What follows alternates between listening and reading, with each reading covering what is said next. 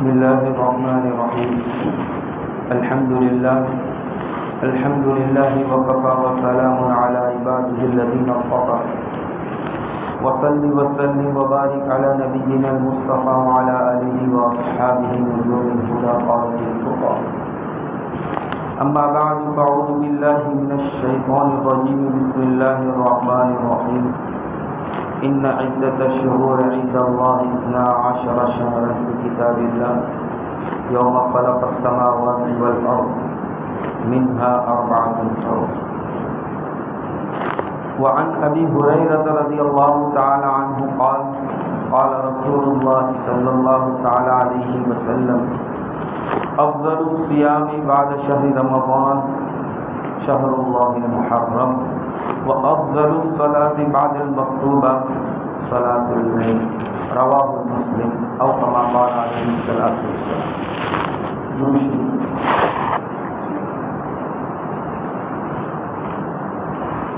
محترم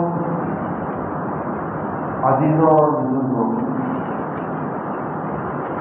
اللہ تبارک و تعالیٰ نے جہاں قرآن کریم میں مہینوں کا شمار کیا ہے تو وہاں اللہ تبارک و تعالیٰ فرماتے ہیں کہ بھئی سال کے 12 مہینے ہیں. ان عدت الشہور عند اللہ 12 شہر کی کتاب اللہ کی فہرست میں 12 مہینے ہیں، اور یہ 12 مہینے اللہ تبارک و تعالیٰ نے جب سے دنیا پیدا کی ہے اسی وقت سے یوم خلق السماوات والارض، جب سے دنیا اللہ تبارک و تعالیٰ نے بنائی ہے اسی وقت سے یہ 12 مہینے ہیں. اور ان 12 مہینوں میں منہا 4 حرم، 4 مہینے یہ معزز محترم ہیں، بڑے عزت والے ہیں، ان کا شرف ہے، ان کا ایک مقام ہے ان 4 مہینوں میں. وہ 4 مہینے یہ 3 تو پیدر طے ہیں اور ایک رجب و مضر، یہ شعبان اور جمادی الاخری کے بیچ میں. تو رجب و مضر ایک، پھر ذی قعدہ، ذی الحجہ اور محرم، یہ 3 مہینے تو پیدر پہ ہیں اور ایک چوتھا مہینہ پہلے ہے رجب و مضر. اور ان مہینوں کا احترام اہل مکہ کے یہاں بھی تھا، اگرچہ وہ مشرکین، لیکن ان مہینوں کا وہ بھی بڑا احترام کرتے تھے. ان 4 مہینوں میں یہ وہ غلط کام نہیں کرتے تھے جو دیگر ایام میں اور دیگر مہینوں میں کرتے تھے. مثلا قتل و غارت گیری، لڑائی جھگڑا، ان 4 مہینوں میں وہ لوگ چھوڑ دیتے ہیں اہل مکہ، بلکہ جو ہے اہل عرب بھی جو ہے وہ اس کا اہتمام کرتے ہیں. اور ان 4 مہینوں میں چوری کرنا، ڈاکہ زنی کرنا، لوٹنا، کسی کو قتل کرنا، کسی کو مارنا، یہ بھی ان ایام میں، ان مہینوں میں یہ سارے کام اہل عرب چھوڑ دیتے ہیں. ان کے یہاں ان مہینوں کا بڑا احترام. اسی لیے مفسرین نے لکھا ہے کہ یہ لوگ کبھی کبھی اپنی خواہش اور اپنی چاہت کے مطابق مہینوں میں پھیر پھار کرتے تھے. مثلا رجب آیا تو کہا کہ ابھی رجب نہیں، پہلے شعبان لے آؤ پھر رجب آیا. محرم کا مہینہ آیا کہ ابھی محرم کا مہینہ ہماری لڑائی چل رہی ہے، چلو ہم لڑ لیتے ہیں، محرم بعد میں آئے گا. یہ تبدیلیاں یہ اپنی چاہت کے مطابق کرتے ہیں، اپنی من پسند چاہت کے مطابق جو ہے وہ جس مہینے کو جہاں رکھنا ہو اس کو رکھتے ہیں. اہل عرب کا یہ طریقہ رہا. اسی لیے مفسرین نے لکھا ہے کہ بھئی جہاں اللہ کے رسول صلی اللہ تعالیٰ علیہ وسلم نے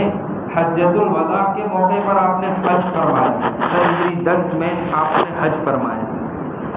ہے نا. آپ نے اپنی زندگی میں ایک ہی حج کیا ہے اور وہ ہے حجۃ الوداع کے موقع پر۔ بعض حضرات نے لکھا ہے کہ بھائی اللہ کے رسول صلی اللہ علیہ وسلم نے حجۃ الوداع سے پہلے جب مکی زندگی تھے تو اس وقت 4 حج کیے، لیکن جہاں صحیح قول ملتا ہے وہ یہی ہے کہ آپ نے اس سے پہلے کوئی حج نہیں فرمایا، آپ نے اپنی زندگی میں صرف اور صرف ایک ہی حج کیا، ایک ہی حج۔ اب جہاں آپ نے اس سے پہلے حج کیوں نہیں فرمایا، تو جہاں محدثین نے وجہ لکھی ہے، ایک وجہ یہ بھی لکھی ہے کہ چونکہ اہل مکہ اپنی چاہت اپنی منمانی سے مہینوں میں تبدیلیاں کرتے تھے، تو جو اصل یوم عرفہ تھا، جو حج کا دن تھا، وہ اصل آتا ہی نہیں، یعنی کہ ایام حج میں جن دنوں میں اہل عرب حج کرتے تھے وہ ایام جو ہے وہ گزر رہے ہوتے ہو، لیکن یہ اپنی چاہت کے مطابق ذی الحجہ کو پہلے لے آئے اور اس میں حج کرنا شروع کر دیا، حالانکہ وہ حقیقت میں ذی الحجہ کا مہینہ نہیں تھا، بلکہ وہ تو اصل مہینہ جو ہے وہ کوئی دوسرا تھا، ذی القعدہ تھا، یا جو ہے وہ رمضان کا مہینہ تھا، لیکن اس کو وہ اپنی چاہت کے مطابق اس کو ذی الحجہ میں لے آئے۔ اب جو ہے وہ ذی الحجہ کے مہینے میں انہوں نے حج کیا، تو اللہ کے رسول صلی اللہ تعالیٰ علیہ وسلم نے اس وجہ سے حج نہیں فرمایا کہ اصل ایام حج انہوں نے کیا کر دیے تھے، بدل دیے، اس لیے آپ نے اپنی زندگی میں حجۃ الوداع کے سوا حج نہیں فرمایا۔ اور جس دن آپ صلی اللہ تعالیٰ علیہ وسلم نے حج فرمایا، 9 ذی الحجہ سن ہجری 10 میں حجۃ الوداع کے موقع پر آپ نے حج فرمایا، تو آپ نے جس دن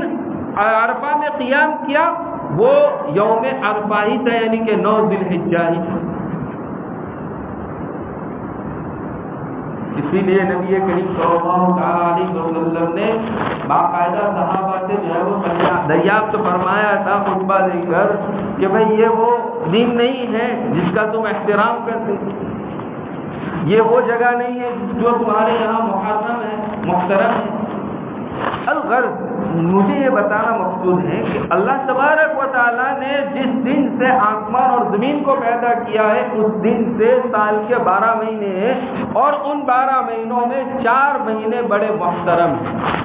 منہا 4 حرم، 4 مہینے بڑے محترم ہیں، تو ذی القعدہ،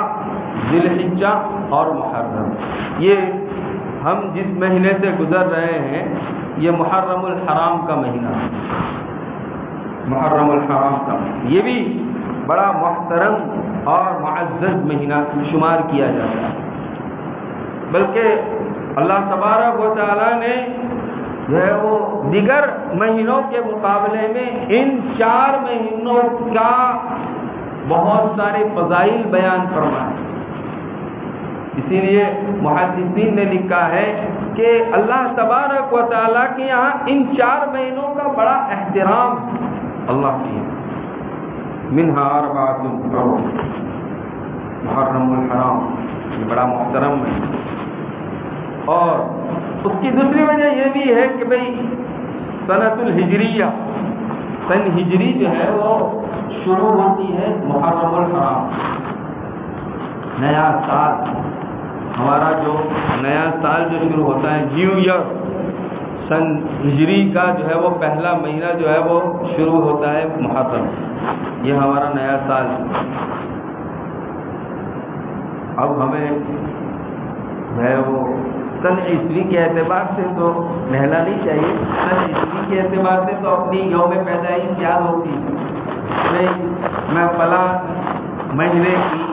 مثلا اگست کے فلاں تاریخ کو میں پیدا ہوا، 2001 میں یا 2002 میں یا 1994 میں یا 1995 میں، یہ ہمیں اپنی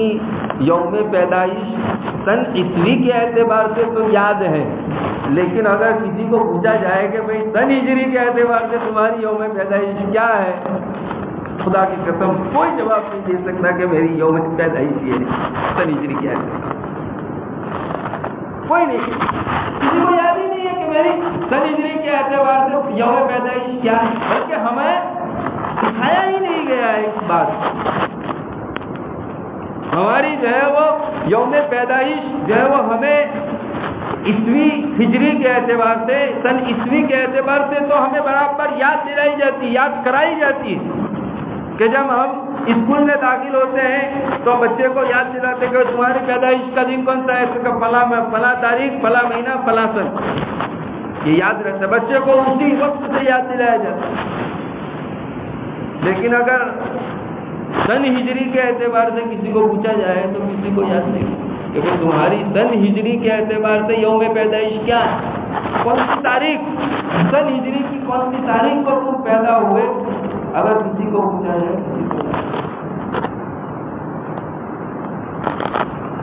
اور ہماری جو ہے وہ اسلامی تاریخ کا جو ہے وہ کیلنڈر جو ہے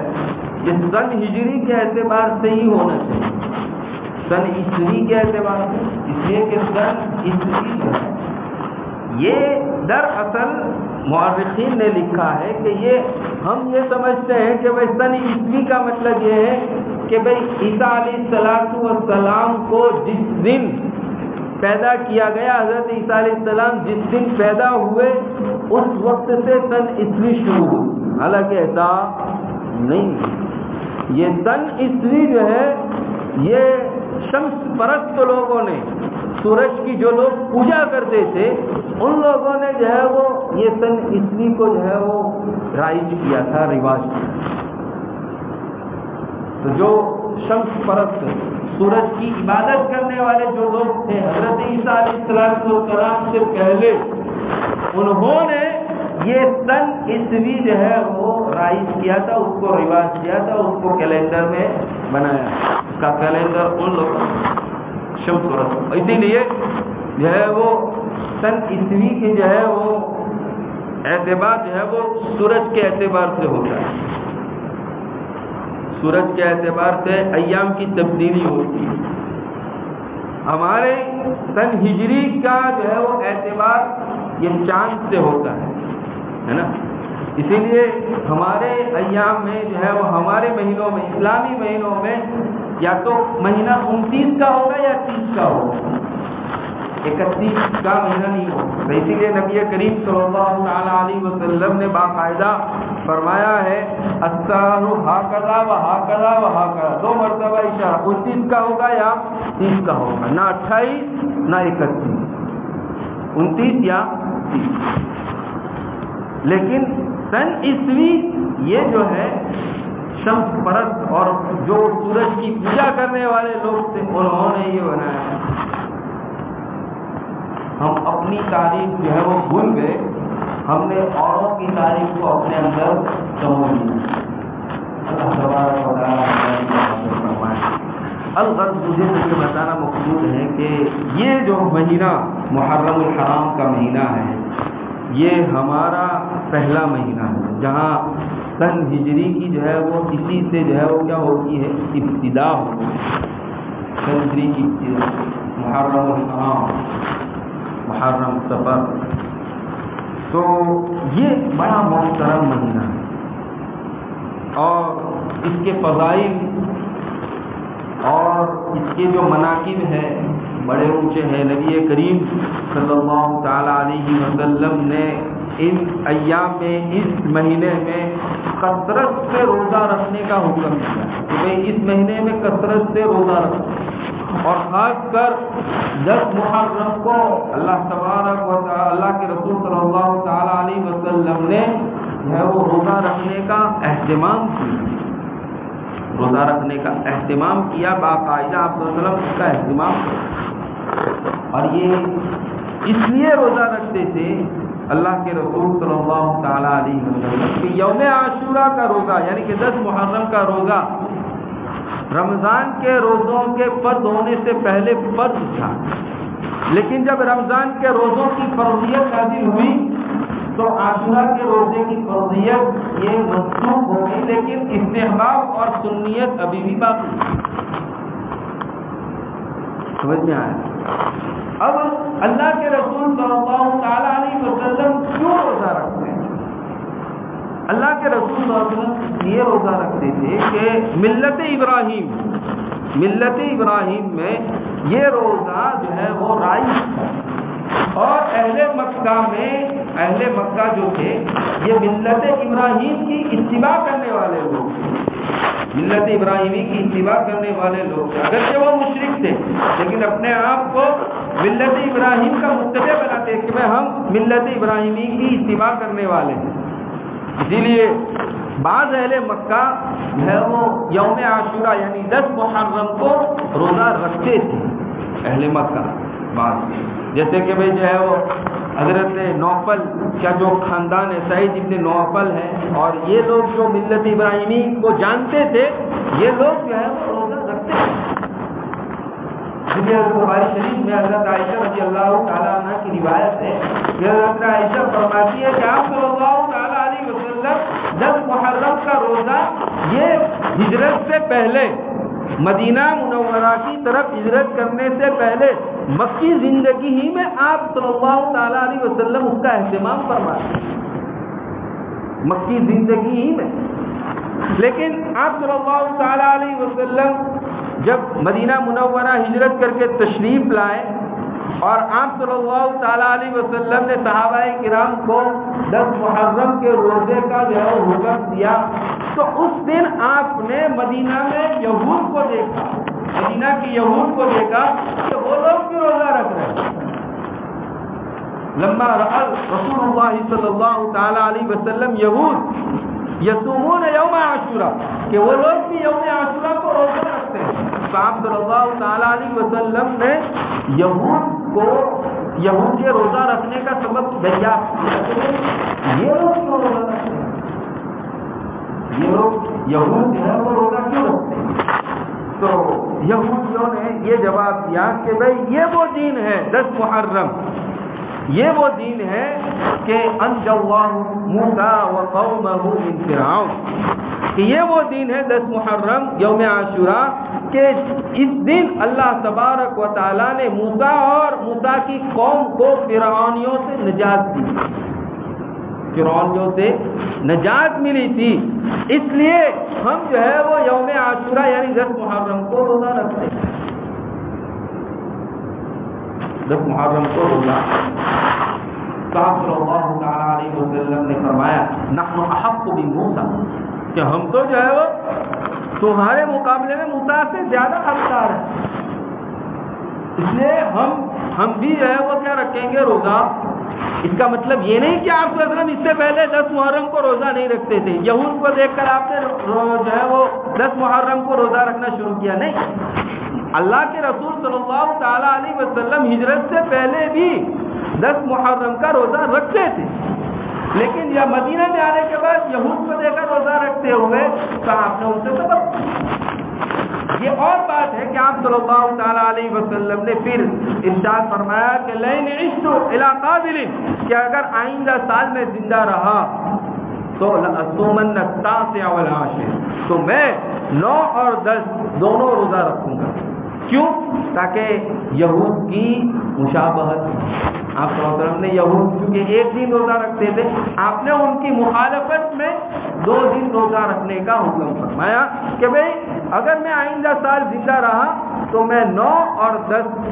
دونوں دن روزہ۔ اسی لیے محدثین نے لکھا ہے کہ بھئی محرم کا روزہ جب رکھے تو تنہا نہ رکھے، اسی لیے تنہا محرم کا روزہ رکھنا یہ مکروہ لکھا ہے،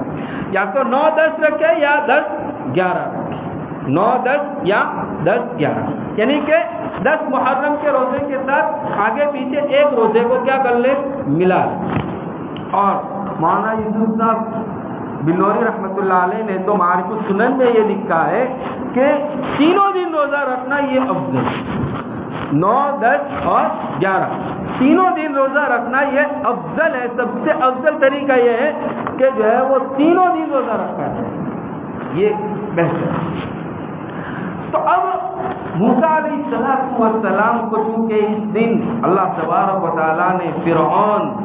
اور فرعونیوں سے جو ہے وہ نجات دی، اور اس کی وجہ یہ تھی کہ دراصل حضرت یعقوب، بنی اسرائیل جو کہتے ہیں، بنی اسرائیل یہ حضرت یعقوب علیہ السلام کا نام ہے۔ ایل کے معنی اللہ، ایل کے معنی اللہ، یہ عبرانی زبان کا لفظ ہے ایل، اس کے معنی ہے اللہ، اسرائیل کے معنی عبداللہ، جبرائیل کے معنی خادم اللہ، میکائیل کے معنی محب اللہ، یہ جو ہے وہ ایل کے معنی اللہ، تو اسرائیل یعنی کہ عبداللہ، یہ حضرت یعقوب علیہ السلام کا نام ہے۔ اب حضرت یعقوب علیہ السلام تو سکون کرتے تھے، کہاں رہتے تھے؟ فلسطین میں رہتے تھے، اور جب حضرت یوسف علیہ السلام کو ان کے بھائیوں نے مکر و فریب سے کنویں میں ڈالا اور وہاں سے نکال کر اللہ تبارک و تعالیٰ نے ان کو مصر پہنچایا، اور پھر جو ہے وہ وہاں سے حضرت عیسیٰ علیہ السلام، حضرت یوسف علیہ السلام نے وہاں نشو و نما پایا، اور یہ پھر جو ہے وہ سارے واقعات پیش آئے، اور حضرت یوسف علیہ السلام عزیز مصر بنے۔ عزیز مصر بننے کے بعد انہوں نے اپنے خاندان والوں کو، اپنے بھائیوں کو فلسطین سے بلایا، اور وہ سارے فلسطین جو حضرت یعقوب علیہ السلام کی ساری اولاد ہے وہ مصر میں آ کر جو ہے وہ قیام پذیر ہو۔ اب حضرت یوسف علیہ السلام جس زمانے میں موجود تھے تو اس وقت جو ہے وہ مصر کا جو بادشاہ تھا وہ بڑا عادل تھا، انہوں نے جو ہے وہ بنی اسرائیل کو یعنی کہ حضرت یعقوب علیہ السلام کی اولاد کو برابر رہنے دیا، اور چند سال گزر گئے، حضرت یوسف علیہ السلام کا انتقال ہو گیا، پھر جو ہے وہ فرعون کا زمانہ آیا، تو اس نے عصبیت میں اس میں جو ہے وہ تعصب پرستی کہ بھئی یہ لوگ تو فلسطینی ہیں، اصل میری قوم، میرے لوگ تو یہ تو مصر کے لوگ ہیں، یہ لوگ تو فلسطین سے آ کر رہنے والے ہے نا، یعقوب علیہ السلام اور ان کی اولاد یہ تو اصل مصر کے رہنے والے نہیں ہیں، بلکہ یہ لوگ تو اصل کہاں کے ہیں؟ فلسطین سے، وہ فلسطین سے آ کر یہاں بسے ہیں۔ تو انہوں نے فرعون نے پھر جو ہے وہ اسرائیلیوں پر ظلم کرنا شروع کر دیا اور بڑے ظلم ڈھائے۔ اللہ تبارک و تعالیٰ نے انہی اسرائیلیوں کو بچانے کے لیے حضرت موسیٰ علیہ السلام کو بھیجا، لیکن اس زمانے میں فرعون جو ہے وہ اسرائیلی کی اولاد کو قتل کرتا، یذبحون ابناءہم، کہ جو ہے وہ ان کے بیٹوں کو قتل کرتا تھا، ان کی عورتوں کو چھوڑ دیتا تھا، ہے نا۔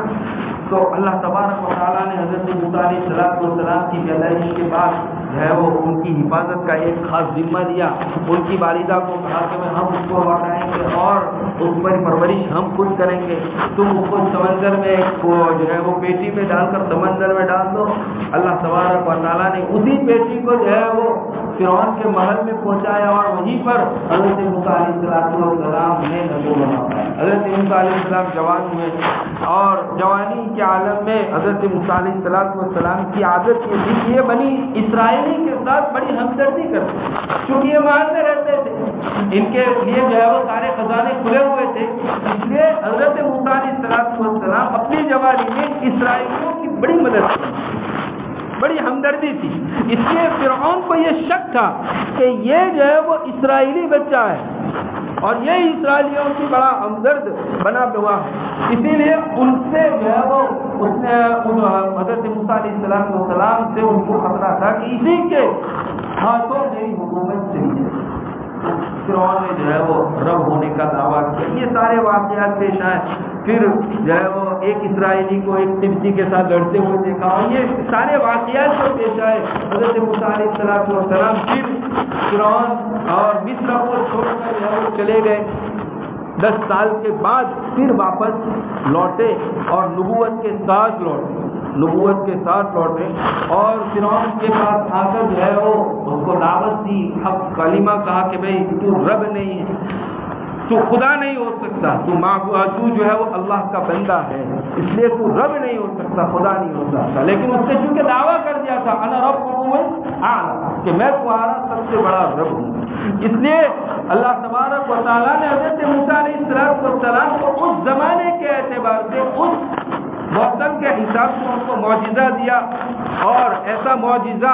کہ سارے جادوگر مصر کے جتنے بھی جادوگر تھے سارے جادوگروں کو فرعون نے جمع کیا تھا اور حضرت موسیٰ اور جادوگروں کے درمیان مقابلہ کروایا، اور جب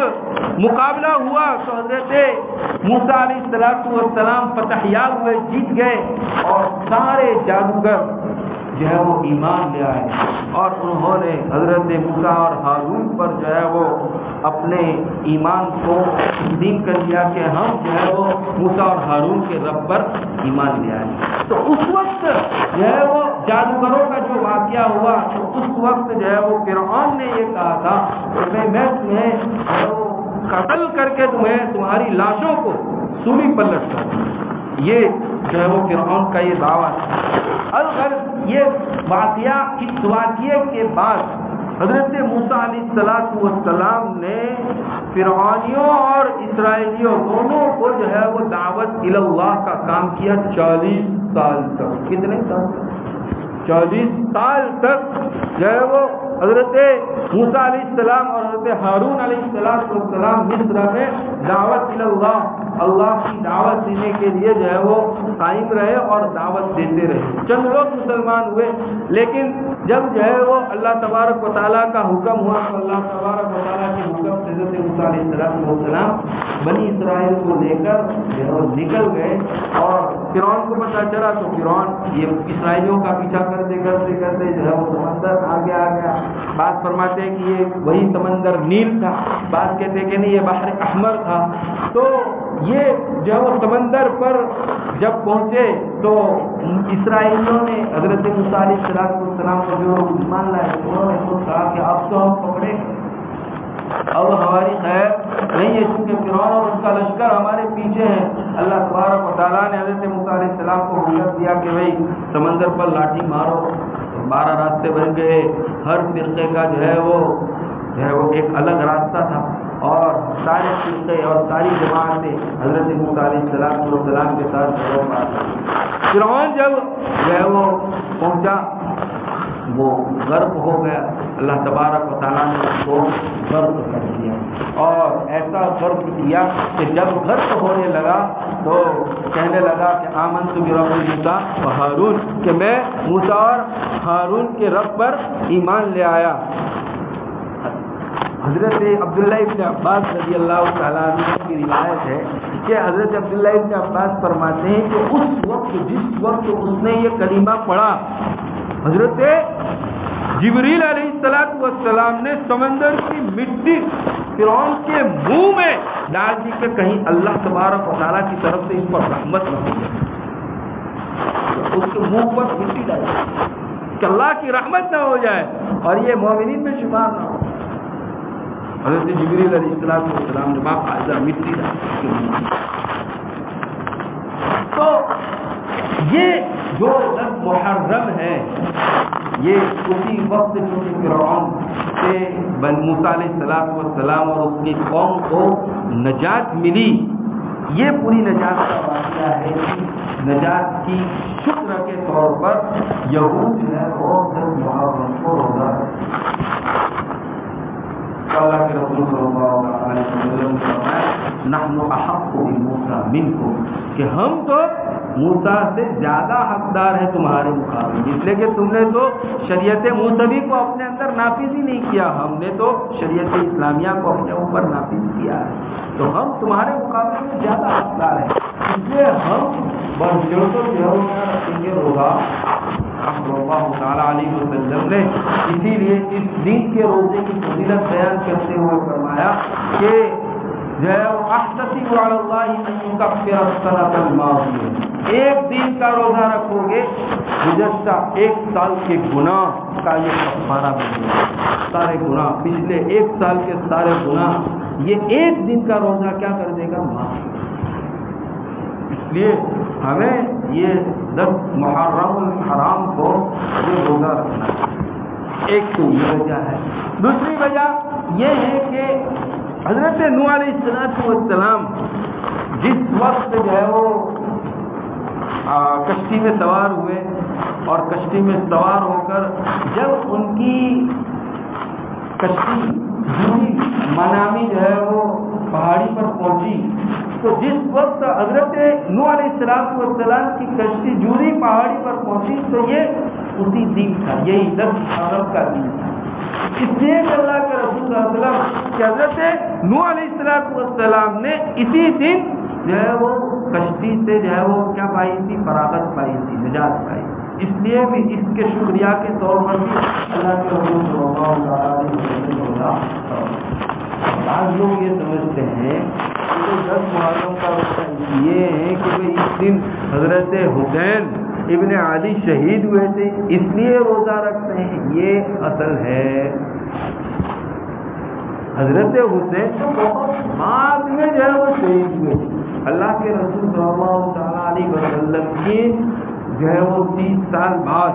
حضرت حسین شہید ہوئے. تو حضرت حسین کی شہادت اور اس روزے کا کوئی تعلق. ہاں یہ ہے کہ حضرت حسین بھی جو ہے وہ 10 محرم کو جو ہے وہ شہید ہوئے. یہ بات ہے محرم کے مہینے میں, لیکن یہ بھی پختہ نہیں ہے کہ 10 ہی محرم کو. بعض حضرات نے حضرت حسین کی شہادت کی تاریخ 8 بھی بتلائی ہے کہ 8 محرم کو شہید کیا گیا. بعض نے 9 بتلائی ہے اور بعض نے 11 بھی بتلائی ہے. تو اس میں اختلاف ہے محرمین نے, لیکن جو ہے وہ ابو اسحاق نے لکھا ہے کہ زیادہ تر راجح قول یہ ہے کہ 10 محرم کو حضرت امام حسین رضی اللہ تعالی عنہ کو کیا گیا. الغرض یہ ان کی شہادت کا اور روزے کا کوئی تعلق نہیں. بعض یہ سمجھتے ہیں کہ بھائی اس لیے روزہ رکھتے ہیں کہ حضرت امام حسین اس دن شہید ہوئے. نہیں, شہادت کا اور روزے کا اس سے کوئی تعلق. اب جو ہے وہ ایک اور مسئلہ مجھے بیان کرنا ہے کہ بھائی اس دن اس مہینے کو بعض حضرات جو ہے وہ نوحست کا مہینہ نوحست کہ بھائی اس میں جو ہے وہ کوئی اچھا کام شروع کرنا پسند نہیں کرتے. مثلا یہ شیعہ حضرات یہ سمجھتے ہیں, شیعہ حضرات کہ ان 10 دنوں میں ان کا کاروبار بالکل بند, کاروبار میں بالکل کرتے نہیں. پھر جو ہے وہ 10 محرم کے مہینے میں شادی کرنے کو بھی نحوست سمجھتے ہیں کہ بھائی شادی بیاہ نہیں رکھنا چاہیے اس مہینے میں. حالانکہ جو ہے وہ ایسی بات نہیں ہے, بلکہ بڑا برکت مہینہ ہے. اللہ کے رسول صلی اللہ علیہ وسلم نے اس میں جو ہے وہ برکتوں اور رحمتوں کے دروازے کھلنے کا مہینہ بتلایا ہے کہ اس میں تو اللہ کی رحمتیں نازل ہوتی ہے. تو ہمیں تو اس میں جتنا زیادہ ہو اتنے زیادہ خیر کے کام, اچھے کام اس میں کرنے چاہیے لوگ نہیں. اور تیسری ایک بات کہ بھئی اس مہینے میں جتنا ہو سکے کالے کپڑے پہننے سے احتیاط, کالے کپڑے پہننے سے احتیاط کریں. کیونکہ یہ جو ہے وہ کالے کپڑے پہننے سے اگرچہ ہمارے دل میں کچھ نہیں ہے, لیکن ایک طرح سے جو ہے وہ شیعوں کی کیا ہو جاتی ہے مشابہت. شیعہ حضرات ان ایام میں 10 محرم تک سیاہ کپڑا پہننے کا انتظام ہے. تو ہمیں اس سے بچنے کے لیے جو ہے وہ سفید کپڑوں کا ان ایام میں پہننے کا اہتمام کرنا چاہیے. ہم ان ایام میں جو ہے وہ سفید کپڑے زیادہ, کالے کپڑے استعمال. اور ویسے بھی کالے کپڑے یہ غم کی نشانی ہے. کالے کپڑے جو ہے نا یہ غم کی نشانی ہے, غم کی علامت ہے. آپ صلی اللہ تعالیٰ علیہ وسلم نے کالے کپڑے سیاہ رنگ کے کپڑے اس وقت پہنے تھے جب حضرت جعفر طیار رضی اللہ تعالیٰ عنہ کو شہید کیا گیا. تو اس وقت آپ صلی اللہ تعالیٰ علیہ وسلم نے سیاہ رنگ کے کپڑے پہنے تھے 3 دن تک, تاکہ ان کے غم میں شریک, یہ غم کی علامت ہے. اسی لیے مولا علی قاری رحمۃ اللہ علیہ نے لکھا ہے کہ جو آدمی سیاہ کپڑے پہننے کا اہتمام کرتا ہے اس کی زندگی میں ہمیشہ غم رہتا ہے. اس لیے غم سے نجات پانے کے لیے جو آدمی یہ چاہتا ہے وہ خوشحال رہے, غمگین نہ ہو, وہ سفید کپڑے پہنے. اسی لیے حدیث میں آتا ہے کہ سفید کپڑے جب تک سفید ہوتے ہیں تب تک یہ اللہ کی تسبیح بیان کرتے ہیں, اللہ کا ذکر کرتے ہیں. جب وہ میلے کچلے ہو جاتے ہیں تو وہ تسبیح کرنا چھوڑ دیتے ہیں. سفید کپڑے جتنے ہو سکے سفید کپڑے پہننے کا اہتمام کرنا چاہیے. اللہ تبارک و تعالیٰ صحیح سنی باتوں پر عمل کرنے کی توفیق عطا فرمائے.